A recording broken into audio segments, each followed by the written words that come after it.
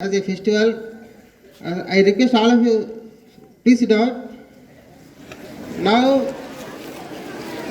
D. Sridhar, PGT English, will deliver his speech about the importance of the Constitution.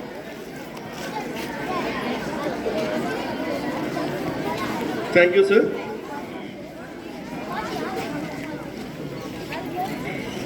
Respected principal, sir, most teacher, my dear colleagues, and most beloved children. Good morning to all of you. Good morning, sir. And Constituency Day celebration wishes to all of you. So, children, to do anything, there is needed some sort of plan. Without plan, no work can be succeeded. Even though we were independent, we were struggling for the independence and doing our continuous efforts in order to get independence, and afterwards formation of the country with the different parts of different sectors. In that aspect, the Constitution is the heart of any country, and we are fortunate. Among the world, India's constituency is the ever biggest constituency that we should be proud of it. Any country needs so many things. Particularly, 4 things are essential. First of all, it's a place. The second one, public. The third one, guidelines. The fourth one is constituency. So with this constituency, the country would go on in a smooth manner. So for this, our greatest, many leaders tried a lot in order to prove, in order to establish. First of all, M.N. Roy, Madhavendranath Roy, the famous communist pioneer, thought about this constitution, and this constitution is established as per Cabinet Vision Plan by the Constituency Act of India. Before giving to the independence, the Attlee asked the Indian leaders, is there anybody to prepare a constitution such a big country? Then Nehru pointed out, the famous educationist and first Prime Minister of India, Dr. B.R. Ambedkar. Sir, we have such eminent person. He is the capable. He can make it. He gave full freedom to the Dr. B.R. Ambedkar sir in order to compile. So he was taken some more people, almost 6 members. Gopal Swami Iyer, Krishna Swami Iyer, Syed Sadullah, D.P. Kaitan, Madhav Rao, and K.M. Munshi. These people are eminent and excellent educationists, jurists, journalists, judges, and famous for their different kinds of sectors. All these people have stood together and compiled this constitution. Almost all 2 years, 11 months, and 18 days it was taken place. And afterwards, they were submitted to the Government of India. On this date, exactly 26 November 1949, it was accepted. And it was enacted or came into force in 1950, January 26th. Why 2 months time was taken? You might be knowing that. On January 26, 1930, under the aging of the Jawaharlal Nehru, they were taken a decision that Sampurna Swaraj, that was a resolution passed by these people. That's why they waited for to come into the force. 1950, January 26th onwards, we have been celebrating every year as our Republic Day. So in this constitution, there are so many things are there. the constitution gives you some inspiration because it shows that it's my country, my area, my belongingness. Such kind of thoughts could inculcate and everyone should respect. Like our human body, we have different kinds of organs. Each one organ is having its own importance and it does its own work. In the same way, whenever it was compiled, 394 articles, 8 schedules, but now it was expanded 444 articles to 12 schedules. They have given you rights, they have given you duties, they have given you principles, and we have to follow and make our country come forward into the world, which Indians have never been less, nowhere less with anybody of the people. And the constituency promotes your democratic spirit. With this democratic spirit, we people are participating, contesting from Gram Panchayat to President of India. As it gives us republicness that the official or the highest person of the country never been chosen as per the heretical manner. He should also become from the common people. That's why the common people are choosing the Lok Sabha members, and those members together with the help of Electoral College selecting the President of India. That is the constituency gives you the way how to a common man or ordinary man to be rise up to the such a highest post of our country. That is possible. And it gives you different kinds of rights, different kinds of articles. From first one onwards, India is a state of union, union of states. That means all the 29 states are there. We are from different places, different languages, different religions, different culture. But our unity, our citizenship is one, that is Indianness. Understand? At the same time, the 14th article gives you absolute freedom that you are not at all being forced by anybody else. And the Constitution 32 gives you protection of the rights. We have so many rights like freedom of speech, movement, purchase, to dwell any part of our country. If anybody causes damage to these fundamental rights, we can go to the court and we can get it justice.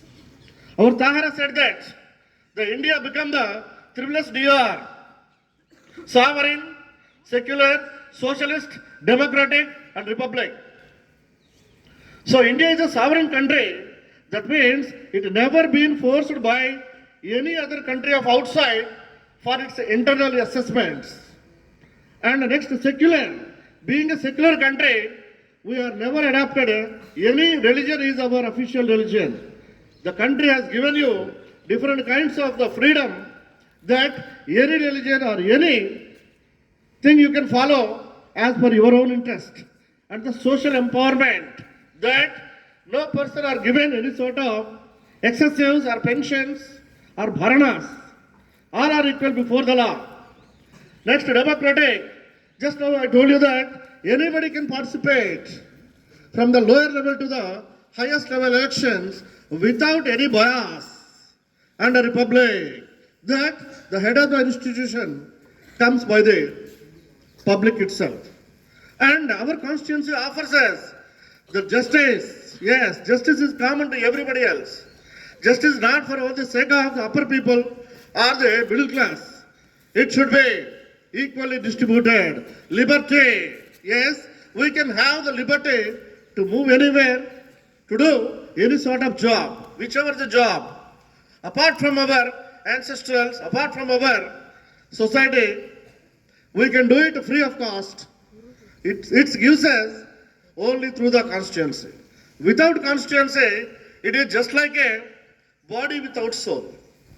So how the soul is important for any country, the constituency is that much of importance. So children, it gives us proper order. If without we follow the constituency, the order will become disorder and chaos will be followed. Then the country gets lost. So everyone to take the spirit of constituency and let us follow meticulously. Thank you. Jai Hind, Jai Bharat.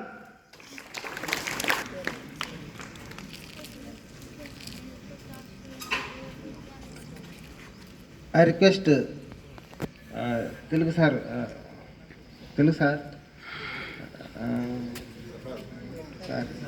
Prasad, JP Prasad sir, because I used to call him as Anna and he also used to call me Anna like that. Because of that interaction, I forgot his name. Okay, no problem, whatever it may be.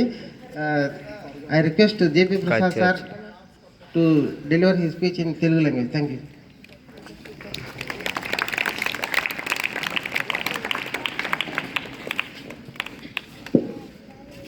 గౌరవనీయులు, ప్రధానాచార్యులు, వరిష్ఠ అధ్యాపకులు Shri Adinarayana sir గారు, నాతోటి ఉపాధ్యాయులు, ప్రియమైన విద్యార్థులారు, మనం అందరికీ తెలిసిందే August 15న మనం స్వతంత్ర దినోత్సవం జరుపుకుంటాం. జనవరి 26న మరి గణతంత్ర దినోత్సవం జరుపుకుంటాం.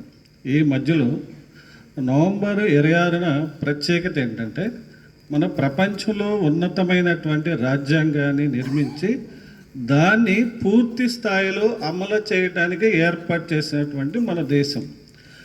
డెమోక్రసీ ఇది by the people, of the people, for the people. అంటే ప్రజాస్వామ్యం అనేది ప్రజల చేత, ప్రజల కొరకు, ప్రజలచే ఎన్నుకోబడినటువంటి మన స్వతంత్ర దినోత్సవంలో మన రాజ్యాంగంలో ప్రజల యొక్క ప్రాముఖ్యత చాలా ఎక్కువగా ఉంటుంది. ఒకప్పుడు రాజకీయ వ్యవస్థ ఉండేది, రాజరిక వ్యవస్థ. రాజుగారు ఏది చెప్పదలుచుకుంటే అదే చేసేది. లా అండ్ ఆర్డర్స్, న్యాయం, చట్టం రాజుగారి చేతిలో ఉండేది. కానీ ఇప్పుడు మనదే ప్రజాస్వామ్య దేశం. మనకు నచ్చినటువంటి వ్యక్తిని, మనం మెచ్చినటువంటి వ్యక్తిని ఎన్నుకునేటువంటి స్వతంత్రం మనకు మనం కల్పించుకున్నాం. దీనికి అనేక రకాలైనటువంటి ఇబ్బందులు పడి స్వతంత్రం కోసం 200 సంవత్సరాలు పైగా బ్రిటిష్ వాళ్ళ పాలనలో మనం మగ్గినటువంటి మనకి ఇదొక మంచి అవకాశం. ఈ అవకాశాన్ని డాక్టర్ అంబేద్కర్ యొక్క నాయకత్వంలో ముషాయిదా కమిటీని ఏర్పాటు చేసి మన రాజ్యాంగాన్ని నిర్మించుకున్నాం. ప్రియమైన విద్యార్థులారా, ఇది అందరికీ తెలిసిందే. మన హిస్టరీలో చదువుకుంటాం, పొలిటికల్ సైన్స్లో చదువుకుంటాం, అందరికీ తెలిసిందే.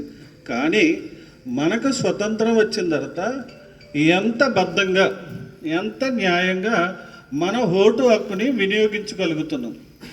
మనది లౌకిక దేశం. లౌకిక దేశం అంటే అర్థం ఏంటంటే మనకు నచ్చినటువంటి మతాన్ని స్వీకరించేటువంటి అధికారం మనకు ఉంది. లౌకిక దేశం అంటే మనకు నచ్చినటువంటి మతాన్ని స్వీకరించేటువంటి అధికారం మనకుంది. కానీ మరి ఈ రోజుల్లో ఏం జరుగుతుందో మీ అందరికీ తెలిసిందే. మనది ఏంటంటే భిన్నత్వంలో ఏకత్వం. మన దేశం ఏంటది? భిన్నత్వంలో ఏకత్వం. అనేక కులాలకు, అనేక మతాలకు, అనేక ప్రాంతాలకు, అంటే శీతోష్ణ పరిస్థితులు అన్నమాట, అనేకమైనటువంటి భాషలకు మన దేశంలో మొత్తం ప్రపంచంలోనే 3600 భాషలు మాట్లాడుతుంటే కేవలం మన దేశంలోనే 1600 భాషలు మాట్లాడగలుగుతాం. కానీ ఈ 22 భాషలు మాత్రమే రాజ్యాంగంగా మనకి లిఖితపూర్వకంగా పెట్టుకున్నాం. కానీ ఇలాంటి దేశంలో మనం పుట్టడం అనేది ఒక గర్వం.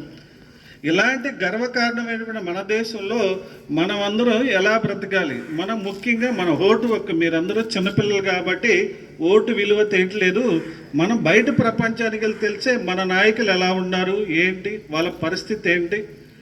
అందుకని ఇవన్నీ మీరు చిన్నప్పటి నుంచే తెలుసుకుని మన ఓటు హక్కు ఏంటి, దాని విలువ ఏంటి, ఏ నాయకుడు మనం ఎన్నుకోవాలి, ఏ నాయకుడి వల్ల మన రాజ్యం అనేది, మన దేశం అనేది అభివృద్ధి మార్గంలో ఉంటుందనేది ఇవన్నీ కూడా మొదటి నుంచే మీరు అవగాహనకు రావాలి.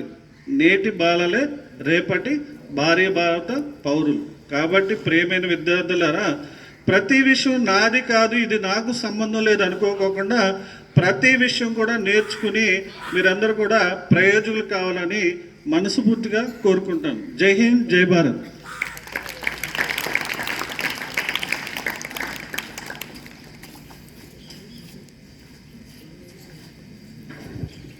I request senior most teacher Adinayar sir to deliver his speech.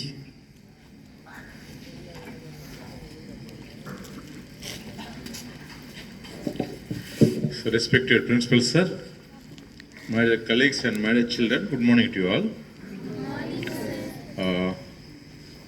Now our Prasad sir clearly made it for you. What does Constitution Day mean? Especially by keeping in view of class 6th children, నేను మీకు తెలుగులో చెప్తాను. ఎందుకంటే నేను 6th క్లాస్లో join అయినప్పుడు ఇలా preamble స్కూల్లో ఉండేది. ఒక్క పదం అర్థమయ్యేది కాదు. అదే స్టేటస్ అనుకుంటా చిన్నపిల్లలకి ఇప్పటికీ. సరే పోనీ 10th క్లాస్ వచ్చేసరికి నాకు అర్థం అవుద్దంటే 10th క్లాస్ వచ్చేసరికి కూడా అర్థమయ్యేది కాదు. ఆ పెద్ద పెద్ద వర్డ్స్ మీనింగ్ ఏంటో అర్థమయ్యేది కాదు. తర్వాత మరొక అర్థం కాని విషయం ఏంటంటే కాన్స్టిట్యూషన్ డేకి, రిపబ్లిక్ డేకి, ఇండిపెండెన్స్ డేకి ఆ తేడా తెలిసేది కాదు. ఇప్పుడు చెప్పండి, మీరు ఎవరో తెలుసు కరెక్ట్గా చెప్పండి నాకు. ఈ మూడింటి తేడా చెప్తే మా జనరేషన్ కంటే మీ జనరేషన్ చాలా గ్రేట్ అంటాను. ఎనీవన్ చెప్పండి. What is the difference between independence day, constitution day and republic day? Independence day రోజు నార్మల్గా స్వాతంత్రం వచ్చింది. సో ద సేమ్ స్టేటస్ ఉన్నాయి సమాజంలో. ఇంకా మోడర్న్ ఇయర్ ఆఫ్ ఎడ్యుకేషన్లో ఉన్నాం మనం. మా కాలంలో ఓన్లీ బ్లాక్ బోర్డ్ టీచింగ్ ఏముండేది కాదు, అదొక్కటే తప్ప. ఇప్పుడు టెక్నాలజీ కంప్యూటర్ ఇరాలో ఉన్నాం మనము. ఈరోజు కూడా మనకు తెలియదు, ఇంటర్నెట్ మన చేతుల్లోనే ఉంటుంది, మొబైల్ చూస్తూ ఉంటాము. బట్ ఎవరికి దాని గురించి తెలుసుకోవాలనే ఆసక్తి కూడా ఉండదు కదా. అందుకే ఆన్సర్ లేదు మీ దగ్గర. సార్ చెప్పినట్లు constitution day November 26, okay. Republic day జనవరి 26, ఆగస్ట్ 15 ఇండిపెండెన్స్ డే. ఓకే. ఈ మూడిట్లో ఫస్ట్ ఏది సెలబ్రేట్ చేసుకుంటాం? Republic day. ఓకే. తర్వాత కాన్స్టిట్యూషన్ డే, నెక్స్ట్ రైట్. ఈ మూడు ఒక సీక్వెన్స్లో ఉంటాయి. ఆగస్ట్ 15 మనకు ఇండిపెండెన్స్ డిక్లేర్ చేస్తారు బ్రిటిష్ వాళ్ళు, అందరికీ తెలిసిందే కదా. అంటే ఏంటి? ఇక మిమ్మల్ని మీరు పరిపాలించుకోండి, మేము వెళ్ళిపోతున్నాము, హ్యాపీగా మీరు ఉండండి, మా కింద మీరు బానిసలుగా ఉండక్కర్లేదని వెళ్ళిపోయినారు కదా. అప్పటి నుండి ఆగస్టు 15 ఆన్వర్డ్స్ మనల్ని మనమే పరిపాలించుకున్నామా? చెప్పండి, మనల్ని మనమే పరిపాలించుకున్నామా ఆగస్టు 15 నుండి, 1947 నుండి? చెప్పండి. తెలియదు. కాదు, లేదు. ఎందుకంటే జస్ట్ బ్రిటిష్ ఫ్లాగ్ బదులుగా మన ఫ్లాగ్ వచ్చింది అంతే, పార్లమెంట్ మీద Indian flag, try colour flag. తర్వాత కాన్స్టిట్యూషన్ ఉంటుంది. ప్రతి దేశానికి ఒక రాజ్యాంగం ఉంటుంది. కాన్స్టిట్యూషన్ అంటే ఏంటి? ఇప్పుడు మన నవోదయకి ఒక రాజ్యాంగం ఉంటుంది, కొన్ని రూల్స్ ఉంటాయి. ఇలా నడవాలి, ఇలా స్టడీ అవర్స్ ఉండాలి, ఇలా టీచర్స్ క్యాంపస్లో ఉండాలి, ఇది రెసిడెన్షియల్ సిస్టమ్, దీనికి హిందీ ఫండ్స్, దీనికి రూల్స్ ఉంటాయి కదా.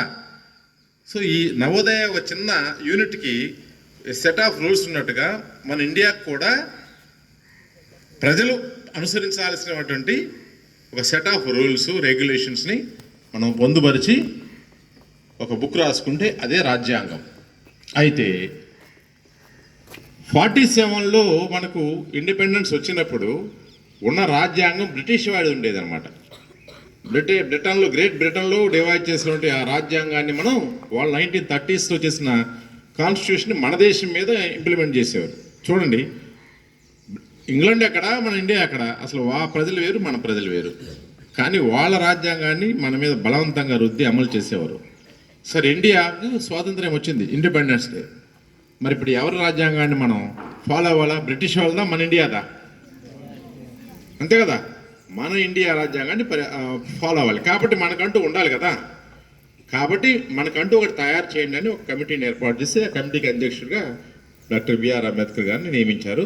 వాళ్ళు సక్సెస్ఫుల్గా కంప్లీట్ చేసి ఓకే 1949 అంటే ఇండిపెండెన్స్ డే వచ్చిన 2 సంవత్సరాల తర్వాత నవంబర్ 16న వాళ్ళు రాసినటువంటి రాజ్యాంగాన్ని, అంబేద్కర్ గారి ఆధ్వర్యంలో రచించినటువంటి రాజ్యాంగాన్ని మనం ఇది ఇక నుండి మన భారతదేశానికి రాజ్యాంగం ఇది, this is the constitution of India we have declared అనమాట. అయితే ఈరోజు యాక్సెప్ట్ చేసాం. సో ఈరోజు యాక్సెప్ట్ చేసిన వెంటనే ఇంప్లిమెంటేషన్ చేయాలి కదా. ఈ రోజు వరకు కూడా ఇంకా బ్రిటిష్ వాళ్ళదే నడుస్తూ ఉంది. 1949 47 స్వాతంత్రం వచ్చిన దగ్గర నుండి 49 వరకు, 49 నవంబర్ 26 వరకు వాళ్ళ రాజ్యాంగమే. కానీ మన try colour flag.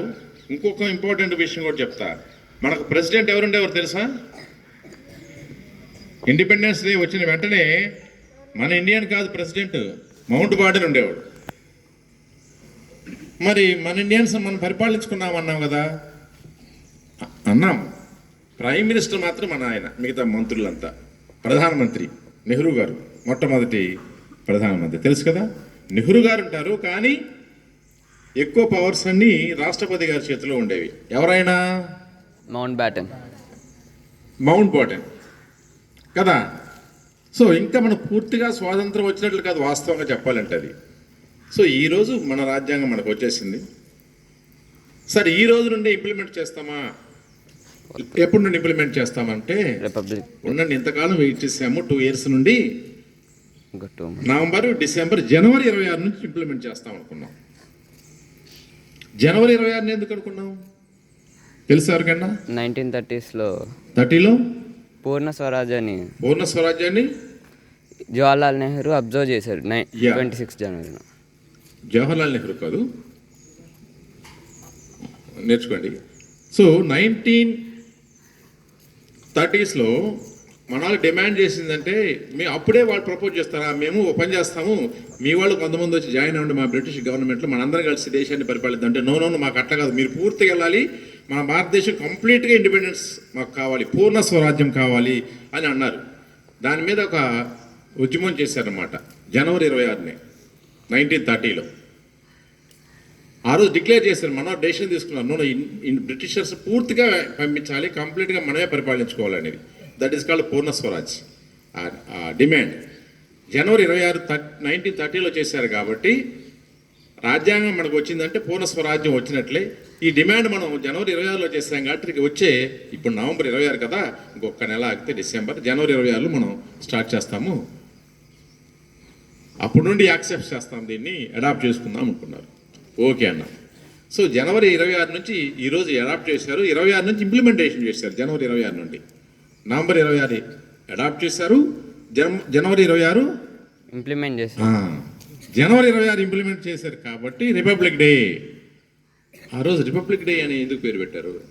Constitution day అనొచ్చు కదా. That day we got full freedom of our country. Full freedom. It's not the question of the freedom. మరి ఆ రోజు కూడా జనవరి 26 ఇండిపెండెన్స్ డే అనొచ్చు కదా. ఇవంతా ట్రిగరీగా ఉంటాయి అనమాట. సో దీనికి రీజన్ ఉంది. జనవరి 26 రిపబ్లిక్ డే ఎందుకన్నామంటే, తను చెప్పినట్టు మనం కంప్లీట్ ఇండియన్స్గా మారిపోయినాం. ఎలాగా? మన పరిపాలన మనదే, మన రాజ్యాంగం మనదే, చివరికి ప్రెసిడెంట్ కూడా మనవాడే. ఓకే, అప్పుడు పంపించేసాం బ్రిటిష్ ఆయన, అయ్యా ఇంకా మాకు వద్దులే, మీ సర్వీసెస్ చాలు. మధ్యలో ఒక చిన్న ట్రిక్ జరిగింది. మౌంట్ బాటన్లో వెళ్తా ఇండియన్నే పెట్టాడు. తమాష చూడండి, సి రాజగోపాలాచారిని. ఈయన ఇక నుండి మీ ప్రెసిడెంటు అన్నారు. మన ఇండియన్ అనుకున్నాం, కాదు, ఈయన బ్రిటిష్ వాళ్ళు చెప్పినట్టు పరిపాలించాల. అంటే అటు ఇటు కాకుండా ఫస్ట్ ప్యూర్ ఇంగ్లాండ్ అయినా, మధ్యలో హైబ్రిడ్ ఇండియన్ ప్లస్ ఇంగ్లాండ్ కంట్రోల్లో ఉండేవారు. 26 నుండి కంప్లీట్గా మన ఇండియన్ ప్రెసిడెంట్ కూడా. ప్రెసిడెంట్ ఎలా ఎన్నుకుంటారు చెప్పండి? ఎలక్షన్స్ పెడతామా? డైరెక్ట్ ఎలక్షన్స్ ఉండవు.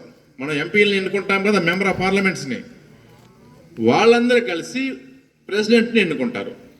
సో ప్రెసిడెంట్ని ప్రజలు ఎన్నుకుంటే దాన్ని రిపబ్లిక్ రిపబ్లిక్ అంటారు దాన్ని, గణతంత్ర రాజ్యం అంటారు దాన్ని.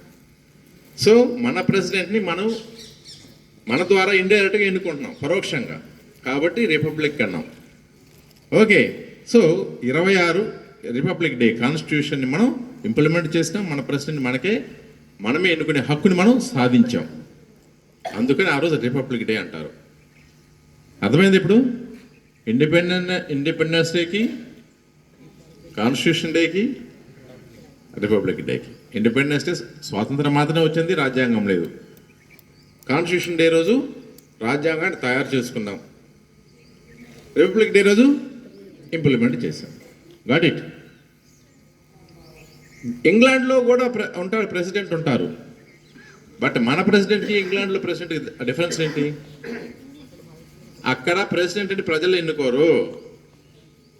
సార్ చెప్పినట్టు రాజరిక వ్యవస్థ ఉంది మొట్టమొదటి నుండి. అప్పట్లో రాజులు పరిపాలించారు కదా, ఆ రాజులకు సంబంధించిన వంశావళినే ఇప్పటికీ ప్రెసిడెంట్స్గా కొనసాగుతుంటారు. వాళ్ళ పిల్లలు వాళ్ళు ఎవరు ఎన్నుకోనక్కర్లా, వాళ్ళకి అధికారం ఉంటుంది అనమాట. బట్ మనకు అలా కాదు. ప్రెసిడెంట్ అయినా అంటే రాజాదిరాజు అయినా ప్రజలు ఎన్నుకోవాల్సిందే. That is the greatness of గణతంత్ర దినము, గణతంత్ర రాజ్యం, రిపబ్లిక్ ఇండియా. అందుకే మన సోవరిన్లో 5 వర్డ్స్ ఉంటాయి. SSRD అంటే ఏంటి? S stands for sovereign, second S secular, socialist, third S secular, R republic, D democratic. బాగా గుర్తుపెట్టుకోండి. ఎవరైనా what is the nature of our country అంటే as per the preamble, what is the nature of our country? SSRD, mnemonic device. గుర్తుపెట్టుకోండి బాగా. Otherwise అప్పటికప్పుడు గుర్తురావు ఈ words అన్ని. RRR బాగానే గుర్తుంటుంది కదా సినిమా కాబట్టి. ఇది కూడా గుర్తుంటుంది. SSRD. ప్రతి వర్డ్కి ఒక మీనింగ్ ఉంది. మీరు చదవండి, అన్ని మేము చెప్పకూడదు, చెప్తే చాలా అవుతుంది. మళ్ళీ మీరే గూగుల్ చేయండి. సావరిన్ అంటే ఏంటి, సోషలిస్ట్ అంటే ఏంటి, సెక్యులర్ అంటే ఏంటి, డెమోక్రటిక్ అంటే ఏంటి, రిపబ్లిక్ అంటే ఏంటి. ఇప్పుడే చెప్పాను రిపబ్లిక్ అంటే ఏంటో. ఓకేనా? So that's all.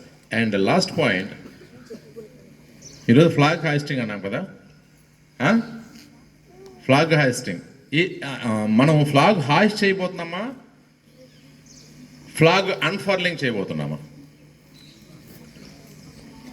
Yes, I need clarity from you.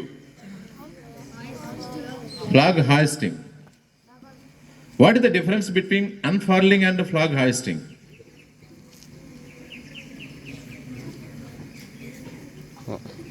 So top నుండి కిందకు ఉండి ఫ్లాగ్, దాన్ని మనం పైకి లాగి అంటే రైజ్ చేసేసి అన్ఫర్ల్ చేస్తే ఫ్లాగ్ హాయిస్టింగ్ అంటాం. బట్ ఆల్రెడీ పైనే ఉండి జస్ట్ సింపుల్గా పుల్ చేస్తే ఓపెన్ అవుతుందిగా, అన్ఫర్లింగ్ అంటాం. ఇవన్నీ మనం రోజు చేస్తాం చూడండి, తెలీదు కదా? అట్లీస్ట్ ఇప్పుడు తెలుసుకోండి. And one more important thing is, ఈరోజు మనం ఫ్లాగ్ హాయిస్టింగ్ చేయకూడదు.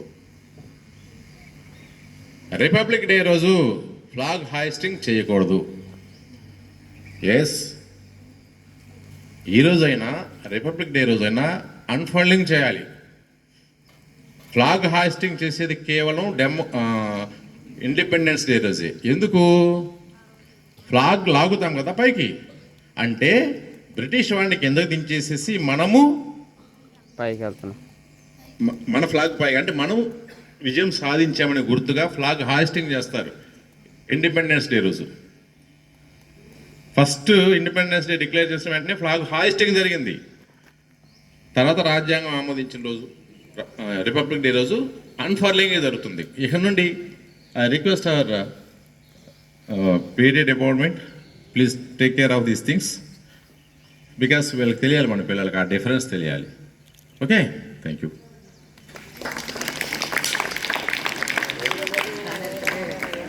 Thank you, sir. Tomorrow and day after tomorrow and these 3 days, please make quiz on Constitution and Constitution Day. Okay, I request Principal sir to deliver his speech. Wow.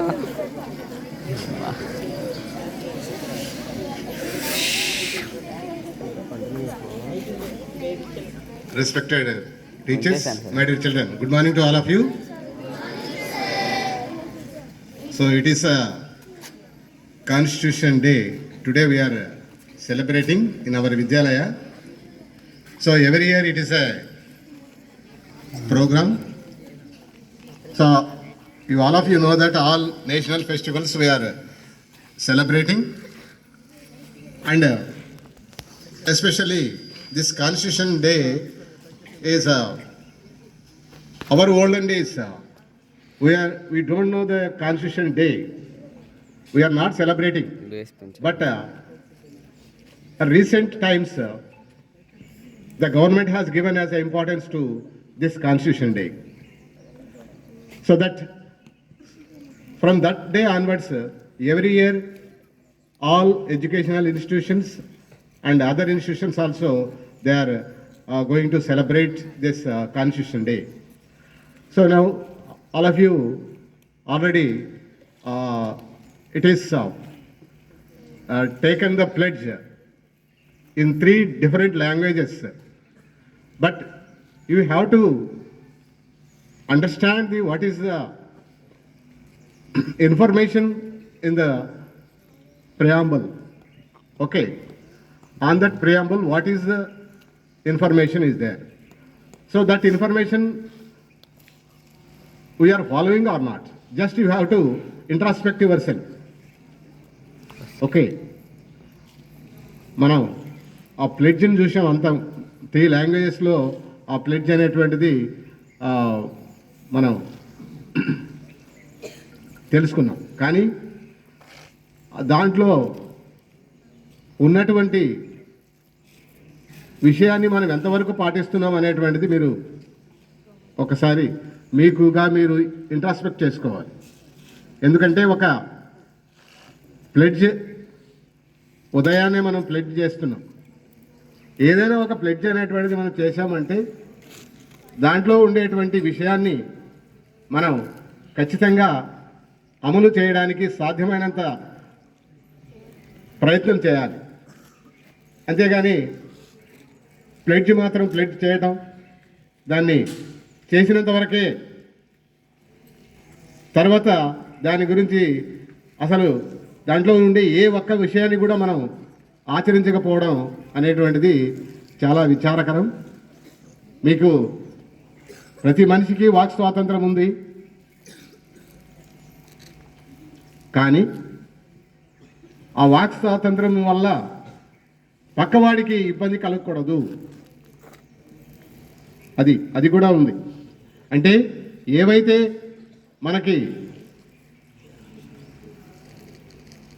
హక్కులు అనేటువంటి ఉన్నాయో అదేవిధంగా వాటి యొక్క responsibilities కూడా ఉన్నాయి.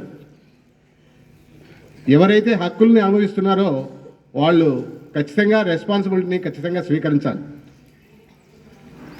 బాధ్యతలు అనేటువంటిది ఖచ్చితంగా తీసుకోవాలి. అన్ని మతాలని మనం గౌరవించాలి. నీ మతాన్ని నువ్వు గౌరవించు, మిగతా మతాలని కూడా గౌరవించు. అంటే మిగతా మతాల యొక్క ట్రెడిషన్స్ని కానీ వాటి యొక్క ఉద్దేశాలను కానీ మనం బహిరంగంగా విమర్శించకూడదు, కించపరచకూడదు. సో విద్యార్థులైనటువంటి మీరు గుర్తించుకోవాల్సింది ఏమంటే, ఏదైనా ప్రతి విషయాన్ని మనం ఒక ప్లెడ్జీ రూపంలో మనం అందరూ అసెంబ్లీలో మనం తీసుకుంటున్నామో దానికి సంబంధించినటువంటి పూర్తి సమాచారాన్ని తెలుసుకొని అందులోని విషయాల్ని మనం ఎంతవరకు పాటిస్తున్నాం, వాటిని ఎంతవరకు మనం పాటించగలం అనేటువంటి దాని మీద మీరు దృష్టి పెట్టండి. అదేవిధంగా ప్రస్తుతం ఉండేటువంటి రాజకీయ నాయకులు కానీ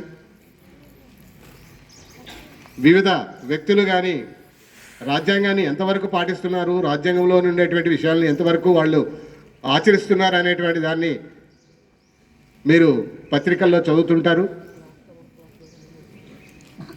అదేవిధంగా విద్యార్థులుగా మీరు చేయవలసింది ఏమంటే దాన్ని మీరు అర్థం చేసుకొని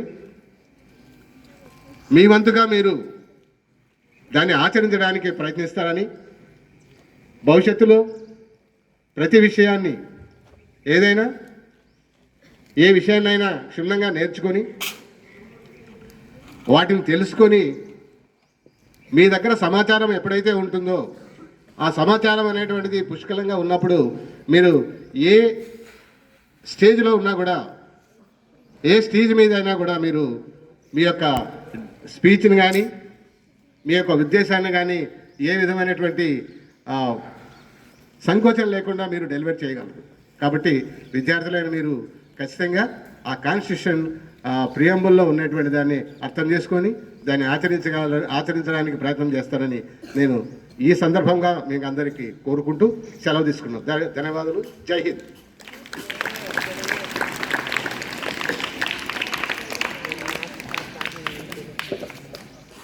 స్టూడెంట్స్ అందరూ మీరు కంపల్సరీగా ట్రై చేయండి, ఒక సర్టిఫికెట్ వస్తుంది. ఎందుకంటే కాన్స్టిట్యూషన్ అనేది చాలా ఇంపార్టెంట్. కాన్స్టిట్యూషన్లో ఏమన్నదంటే మన దేశంలోని ఏ భూభాగం కూడా ఒక ఇంచు కూడా కోల్పోకూడదు, అవసరమైతే కొత్త ప్రదేశాలు వస్తాయి అనే కొత్త ప్రదేశం తీసుకోవచ్చు. అందుకని మనకు సిక్కిం అనే రాష్ట్రాన్ని తీసుకున్నాం, కానీ మన భూభాగం నుండి ఏ భాగం కూడా పోవడానికి లేదు. సో అందుకని ఒక మన పిఎం శ్రీ స్కూల్స్లో ఒక పెద్ద గ్లోబుని ప్రజెంట్ చేశారు. దేశం మొత్తం మీద పిఎం శ్రీ స్కూల్స్లో ఆ గ్లోబుని ప్రజెంట్ చేశారు. ఆ గ్లోబు పెద్ద సైజు గ్లోబు, దాంట్లో ఇండియా మ్యాప్ తప్పుగా ఉందని అది ఇన్ఫర్మేషన్ వచ్చింది. వెంటనే దాన్ని మొత్తం దేశంలో అంటే వాట్సాప్లో కానీ యూట్యూబ్లో కానీ పెట్టేసి మళ్ళీ దాన్ని వైరల్ చేసేసి దాన్ని మళ్ళీ డిలీట్ చేసేసాను. ఇక్కడ పాయింట్ ఏంటంటే యాక్చువల్గా as a subordinate employee I should not question the authorities, but ఎందుకని క్వశ్చన్ చేయాల్సి వచ్చిందంటే మన దేశం యొక్క ఔన్నత్యాన్ని ఎప్పుడు కాపాడడానికి ప్రయత్నించాలి. కాబట్టి ఒక సిటిజన్గా నేను క్వశ్చన్ చేశాను. దానికి కొత్త అట్లాగనే చాలామంది సోషల్ టీచర్స్ కూడా క్వశ్చన్ చేశారు. అందువల్ల దేశం మొత్తం మీద ఆ గ్లోబులో ఇండియా మ్యాప్ తప్పుగా ఉంది కాబట్టి తీసేయమని ఆర్డర్స్ వచ్చినాయి. ఇది ఒక సక్సెసే.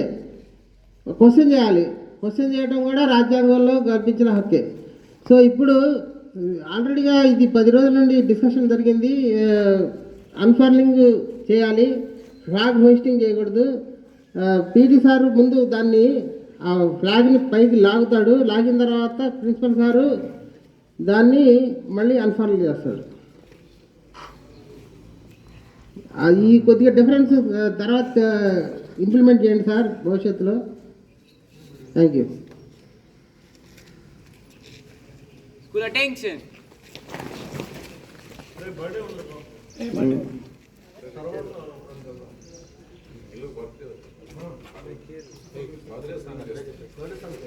Birthday song, girlfriend.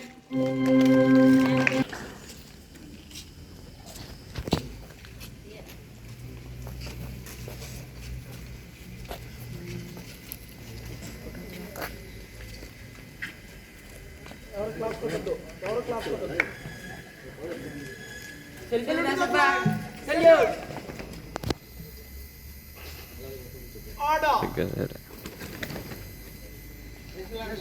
National anthem.